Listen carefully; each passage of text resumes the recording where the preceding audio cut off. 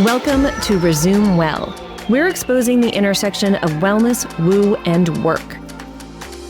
We've been told that the antidote to professional burnout is personal wellness, and sometimes that means confronting our inner skeptic and exploring the taboo anyway. This season, we're all about putting our intuition to work at work.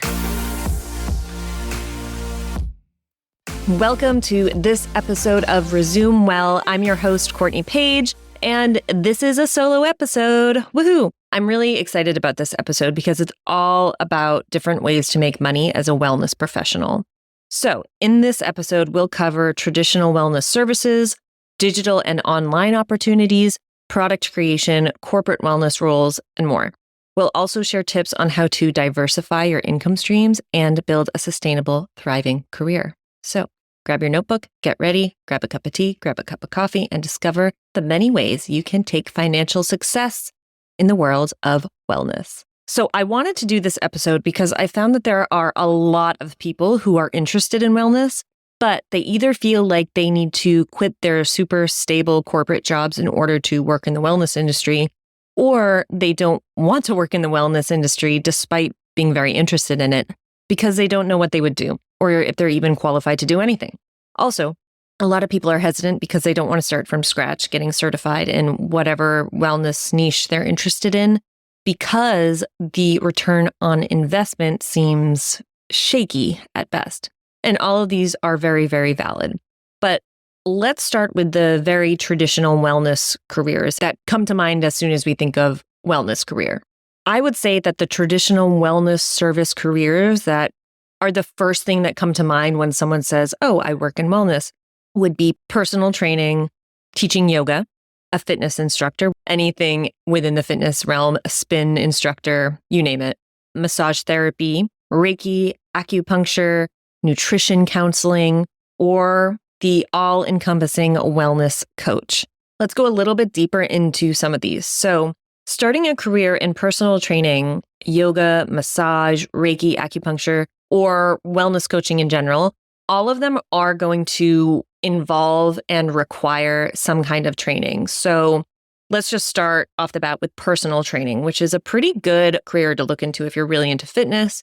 Number one, getting certified, you got to do it. So I think the main one for personal training is NASM, which is the National Academy of Sports Medicine. And I've looked, there are so many amazing ways to get a certification through them. And their material, and this isn't sponsored, none of this is sponsored in any way, by the way. If you want to sponsor me, go for it. Let me know. But it's not. So this is just my own research. I have found, because I did actually look into becoming a personal trainer a long time ago, and I've recently looked into it again for this episode, and they have so many great certifications, and some of them are more expensive than others, some of them are more affordable than others, but if you're interested in it, definitely worth a look. Let's talk about yoga. So yoga, if you are interested in yoga and you have thought about teaching, I would just say go for it. I'm a yoga teacher. I thought about becoming a yoga teacher for a long time before I actually did, and it was one of the best things I ever did for myself. I love it. I currently teach on the weekends, and I have never regretted it. I did an in-person program before COVID, and after COVID, we actually saw a lot of online programs popping up, and I'm currently getting my 500 hour through an online program because it's self-paced. It was way more affordable, and it just was more realistic. I have 2 little kids, and I can take as much time as I want doing it. And I'm actually doing that through Yoga Renew. Again, not sponsored, just telling you what's up. So if you're interested in that, there are so many amazing in-person programs as well. There are a lot that revolve around a retreat, which is so amazing if that's something that you're interested in. And there are different levels. So the first level would be 200 hour, second 500, then 800, then 1000. There's also something called the E200, which is basically an experienced 200 hour teacher. And I think you have to have something like 1,000 hours of teaching in order to be an E200 hour or E500 hour. So that's yoga. I could do a whole episode on yoga, on how to be a yoga teacher. If that's something you're interested in, let me know in the comments. Next up, I would like to touch on massage. So massage is a little bit different because you have to have licensure through your state. look up whatever your state guidelines are, whatever your state requirements are for becoming a massage therapist, and go through that first before getting involved, because it is a lengthy process. And I do know just from friends that are massage therapists that it is very in-depth. So if it's something you're interested in, I would definitely look into it. You can have a wonderful career as a massage therapist, working at a spa, doing your own thing, but it is a pretty intense program from what I've been told and from the research I've done. And it's totally worth it, also, from what I've been told. All of these programs require you to study and pass an exam, whether it's personal training, yoga, massage. I did not touch on nutrition yet. So let's talk a little bit about nutrition coaching. If you're interested in eating healthy, in Ayurvedic nutrition, in working out and optimizing your diet in relation to your workouts, a nutrition certification is a great option. Now, not to be confused with becoming a registered dietitian. That is something different. That is a little bit more in depth, which I would say if you're interested in nutrition and you go for the certification, the RD, the registered dietitian program, that would be the next step. So one really great program is through the Institute for Integrative Nutrition, the IIN. And you can look at that. There's health coaching certifications, there's career certifications just in general, health coach training, and lots of different courses. It's a really cool educational institute. If you're interested in health and wellness, I would definitely suggest looking into it.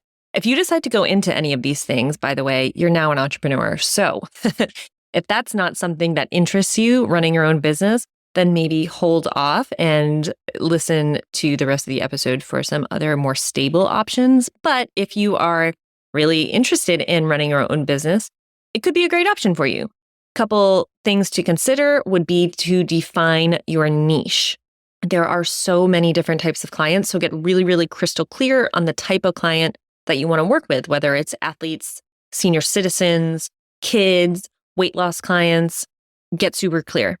That would also lead to creating a business plan. So outline your services, pricing, market strategies, and financial goals. There are so many great templates for business plans online that are free. We'll include some of those in the show notes. All right, so let's move on to some other types of careers. If you are like me and you follow one type of coach on Instagram or TikTok, I use Instagram more than TikTok, all of a sudden you'll have like an onslaught of all these coaches and digital online programs and e-courses. And let me tell you, some of those coaches, some of those e-courses make a shit ton of money. So if you're good at social media, if you enjoy putting yourself out there on social media, digital and online opportunities via coaching and consulting, like, whoa, you can make a shit ton of money. So here's what you do. Create an online course. You can do that by developing some really cool course revolving around your specific wellness niche. You can look at Udemy or Teachable for some kind of inspiration. Udemy has a ton of courses, and I'd say take one. Take an e-course from an influencer that you follow and see what you like and don't like about it. Webinars, a lot of people do webinars and online workshops on a topic of interest that you're expert in. Engage with participants. I mean, creating a post is a whole thing. It's not just putting a picture up and calling it a day. I mean, I guess sometimes it is, but a lot of the time there's a lot more that goes behind that happening behind that. So build a brand, figure out what it is that you want to create courses about and what platforms make the most sense. So is it Instagram? Is it YouTube? How do you want to make money? Is it just through the e-courses? Is it through securing sponsorships? Just creating content? Think about that. Products and merchandising. So this kind of goes hand in hand with digital and online opportunities. I already mentioned ebooks and guides. So writing and selling wellness-related books and guides, branded merchandise, so creating and selling wellness products like a yoga mat or t-shirts, apparel, not just t-shirts, but maybe you have a background in fashion and you want to launch a fitness line. Go for it. See what happens. Accessories, affiliate marketing. So partnering with wellness brands to promote products and earn commissions is a great way to start making money. Amazon has a ton of those. I mean, like the opportunities are boundless. So look into that if you're into social media, if you have a good grasp on that.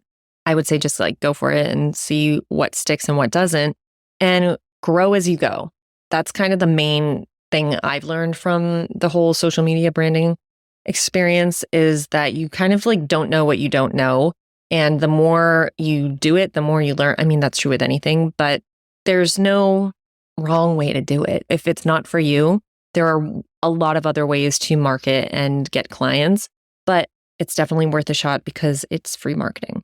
Let's talk about corporate wellness programs. These have become way more popular in the last couple of years after COVID. So when companies were like, come back to the workplace, and employees were like, no, companies realized that they had to do something to incentivize people to come back or to stay. And one of those ways was through and is through workplace wellness programs, which is mainly just designing and implementing wellness programs for companies. That could be through corporate workshops and seminars, which would entail having a consultant come in and offer their expertise and improve employee wellness and productivity through whatever that expertise within the wellness umbrella or under the wellness umbrella is. So if you have a corporate background, I would suggest niching into that. For example, if you're interested in wellness and you have experience in wellness, but you also have a background as a software engineer, what are some ways that you could implement wellness for software engineers? They sit a lot. Maybe it would be yoga. I don't know. Wellness for sales account managers. Super high stress job, dealing with people. Maybe there's something about emotional intelligence.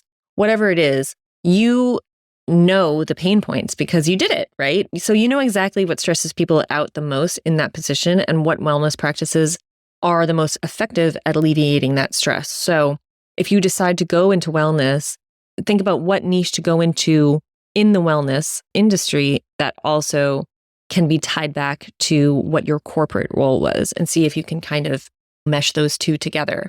And lastly, I just want to talk really quick about corporate jobs at wellness companies. So if you are just not into being self-employed, which is really difficult, so totally understandable, there are so many corporate jobs at really great companies that pay a wonderful salary and offer stability.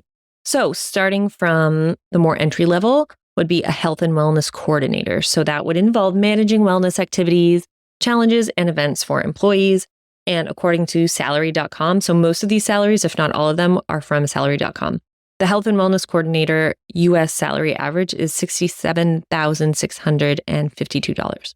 Corporate wellness consultant, which is kind of what we talked about before. Sometimes they come on full time, providing strategies and solutions to enhance employee wellness. That salary, US average, is $89,300. If you have a background in HR, I would suggest looking into HR wellness specialist positions. So that would really involve integrating wellness into HR practices and policies to promote a healthy work environment. That salary averages about 90 grand in the US, so not too shabby. Wellness program managers, they oversee wellness initiatives and programs within a really large company. That's at about 108,277 to be exact, according to salary.com. Director of wellness. So now we're getting into the more executive level. They would lead the development and execution of comprehensive wellness programs. And that would land on average at about, salary-wise, would be 162 and change. And lastly, the chief wellness officer, which is becoming a much more popular position now. This did not exist a couple of years ago, but now it does.